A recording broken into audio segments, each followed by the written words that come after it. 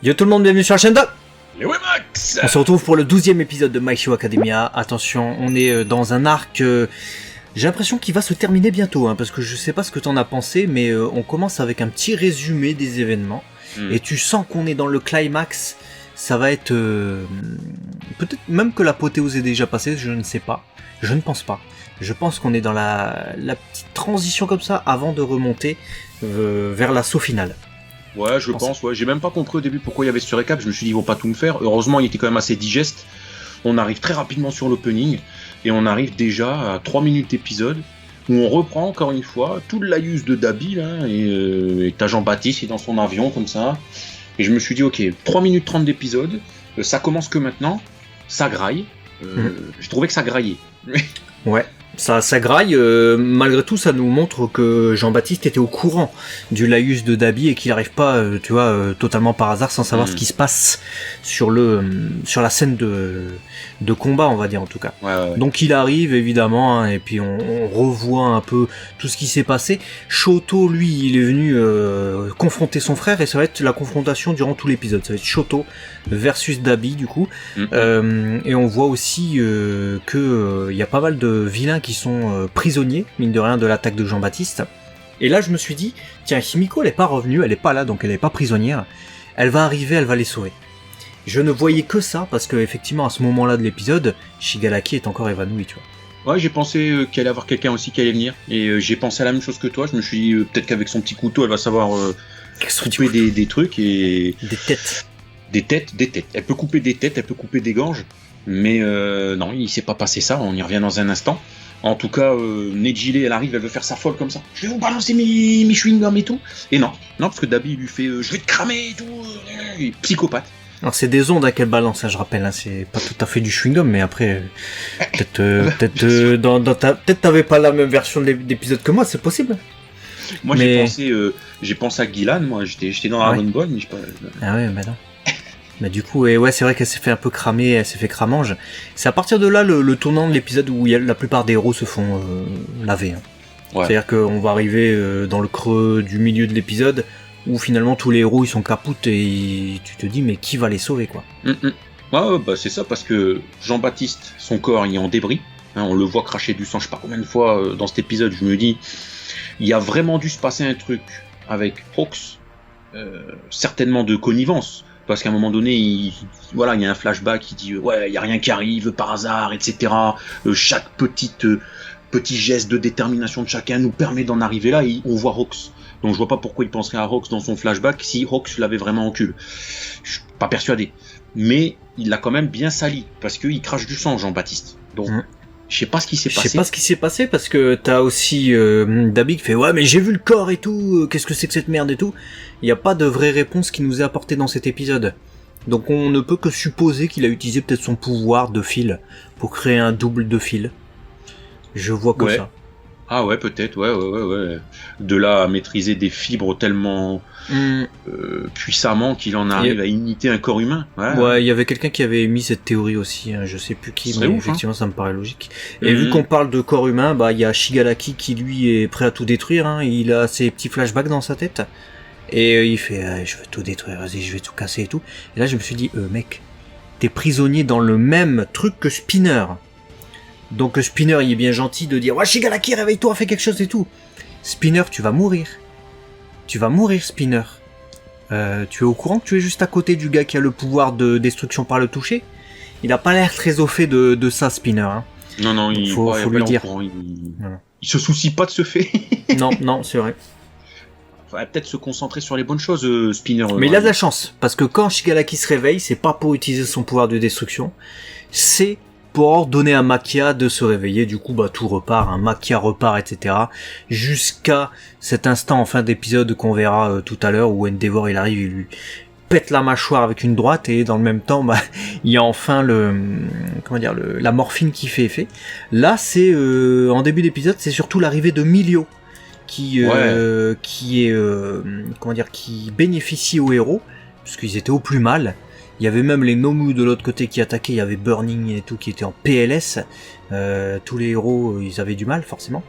Et t'as Tintin et Milou qui arrivent et qui nous explique qu'il a récupéré son pouvoir grâce à Ellie qui s'est entraînée justement à reboot. Hein, son pouvoir c'est ça, c'est reboot c'est ça, quelque chose.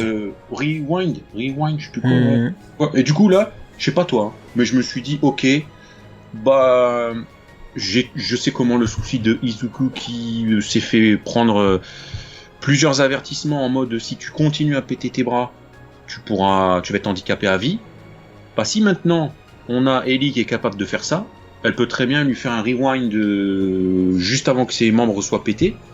Et c'est une guérison déguisée. Et donc en fait, il va revenir sur les devants de la scène guéri. Ouais.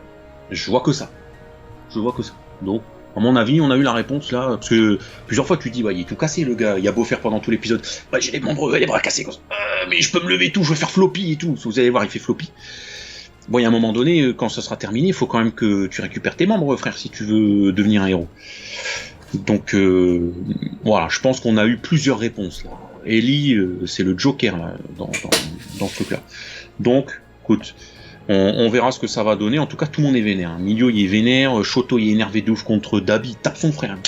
Mais vas-y, si t'arrives et tout. Lui met ses mandales. Parce qu'il lui dit, putain, tu fais style ton laïus là, etc. machin, mais t'étais en train de vouloir défoncer notre frère là, t'étais en train de pleurer dans ses bras. Et t'as failli le tuer là, si t'arrives et tout, il fait, mais c'est normal, je voulais que mon père il soit en PLS. Ah, c'est ça sa réponse, c'est mais c'est normal. non, c'est pas normal.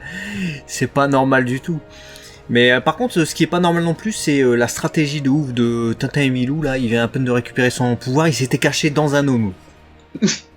Ouais. Alors ça, c'est une stratégie. Il pratique son truc.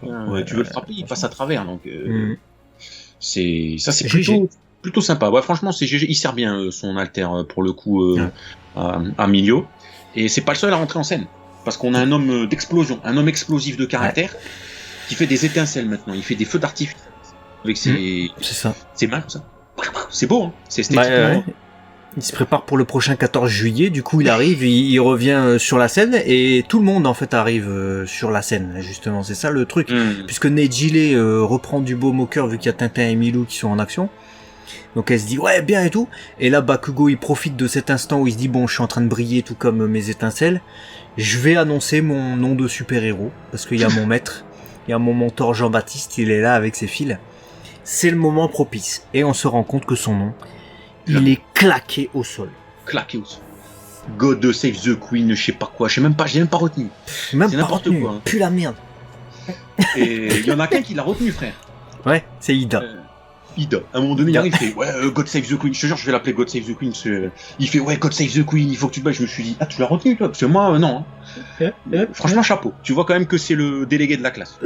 Ouais, tu vois, un, que c'est le délégué de la classe, et deux, quand même, qu'il a du respect pour Bakugo. Parce que putain, pour aller retenir une merde pareille. Non, faut être motivé, quoi. Hein. Ah ouais, là, on est. Là, il faut être dans la motivation.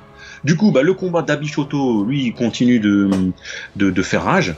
Et en parallèle de ça, on a le fouet noir d'Izuku, parce qu'il essaie de se motiver à se lever, tu vois. Il essaie de faire ce qu'il veut. Ce qu'il veut. Ouais, ce qu'il faut, c'est ce qu'il fallait. Ce qu'il veut, c'est le jeu de mots avec Dabi. Il fait ce qu'il veut. Ouais, il fait ce qu'il lui, il fait ce Et qu'il il le repousse avec son fouet magique, avec son martinet. Il le repousse. Comme Charles. Comme vous avez l'image. It's me, Mario. Pour la ref. Mais il sort le style flopiste, enfoiré. Ah ouais. Je me suis dit, qu'est-ce qu'il fait? Franchement, en termes de classe, on repassera. Hein. Ouais, non, bon après, il a été au moins inspiré par... Au moins Tsuyu s'est rendu utile malgré elle dans cet arc. Je ne peux dire que ça. Désolé pour les fans de Tsuyu, dites-nous s'il y en a dans les commentaires. Mais vous admettrez quand même que malheureusement, c'est pas son arc. Ah non, à part lécher les gens, elle fait pas grand-chose. Non.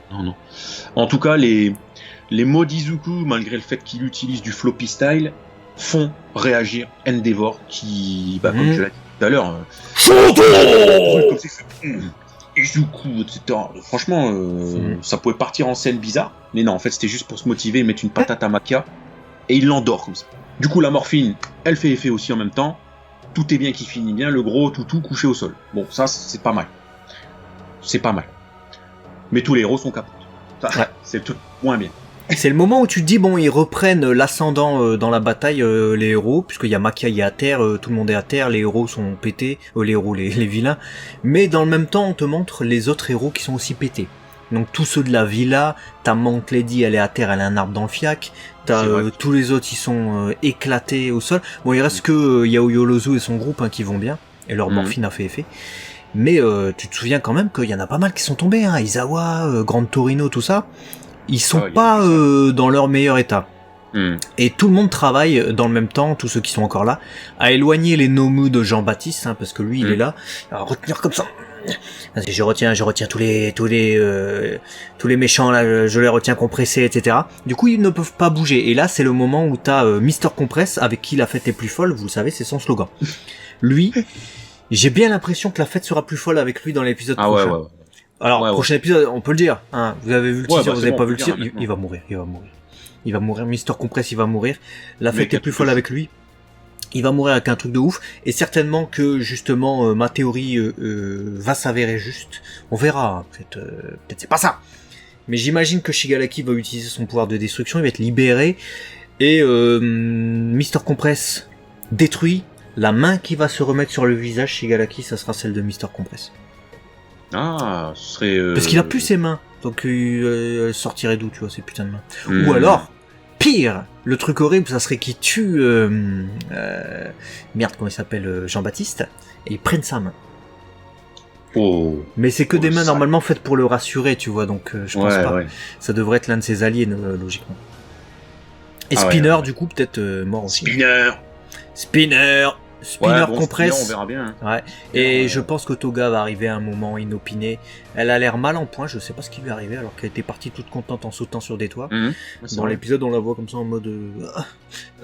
au lieu d'arriver et de libérer ses compagnons. Donc elle va arriver peut-être prochainement, et puis je pense qu'elle va...